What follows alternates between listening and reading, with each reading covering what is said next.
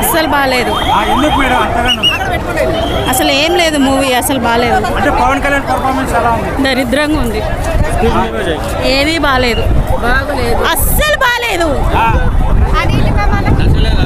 ఎందుకు బాగాలేదు మేడం? పవన్ కళ్యాణ్ ఉన్నారు కదా పర్ఫార్మెన్స్. పవన్ కళ్యాణ్ ఉంటే మూవీ బాగున్నట్టేనా? అసలు పూర్ గ్రాఫిక్స్. పార్ట్ 2 తీస్తారంటున్నారు కదా. అస్సలు చూడండి పార్ట్ 2. పార్ట్ 2 చూడాలా మేడం? మీకు ఎందుకు నచ్చలేదు మేడం సినిమా? ఏముందని నాకు చూద్దాం అందులో. అంటే పవన్ కళ్యాణ్ యాక్టింగ్ బాగాలేదు, అస్సలు బాగాలేదు. పవన్ కళ్యాణ్ కూడా బాగాలేడు అసలు. అంటే పెట్టినట్టు పవన్ కళ్యాణ్ గారి సినిమా అనుకుంటున్నారా లేకపోతే ఎవరైనా సంపూర్ణేష్ బాబు గారి సినిమా అనుకుంటున్నారా నాకు అర్థం కావట్లేదు. అంటే సంపూర్ణేష్ బాబు గారికి మంచి మంచి ఎలివేషన్ షాట్స్ అవి ఇస్తూ ఉంటారు. సో ఇది 5 సంవత్సరాలు అయింది.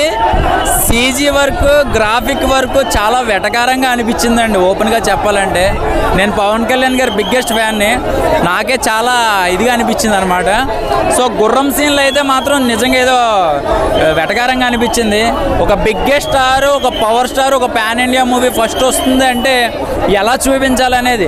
నేను ఇక్కడ పవన్ కళ్యాణ్ గారినో లేకపోతే డైరెక్షన్ డిపార్ట్మెంట్లో అనట్లేదు. ఒక ఇంతమంది ఆడియన్స్ ఇక్కడ తుఫాన్ వచ్చేస్తుంది పవన్ కళ్యాణ్ గారి సినిమాకి.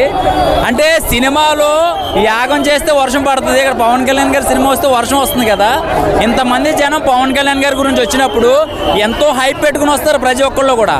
ఆ హైప్, స్టోరీ బాగుంది, కెమెరా వర్క్ బాగుంది, ఎంఎం కీరవాణి గారి ఇచ్చిన సంగీతం బాగుంది, అంతా బాగుంది. కానీ ఈ ఎఫెక్ట్లు కానీ ఆ సీజీ వర్క్ కానీ కొంచెం నాకు ఎందుకో కొంచెం ఇదే అనిపించింది అనమాట.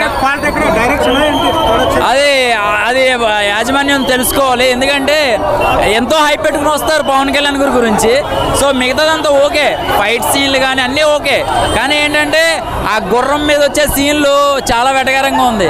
బాలకృష్ణ గారు ఉన్నారన్నారు, ఎవరెవరో ఉన్నారన్నారు, ఇక్కడ ఎవరో కనపడలేదు నాకు.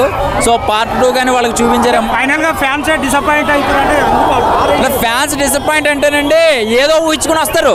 ఇది చిన్న సినిమా కాదు, 5 సంవత్సరాల నుంచి ఊరించి వచ్చాం కదా. సో అదొక్కటే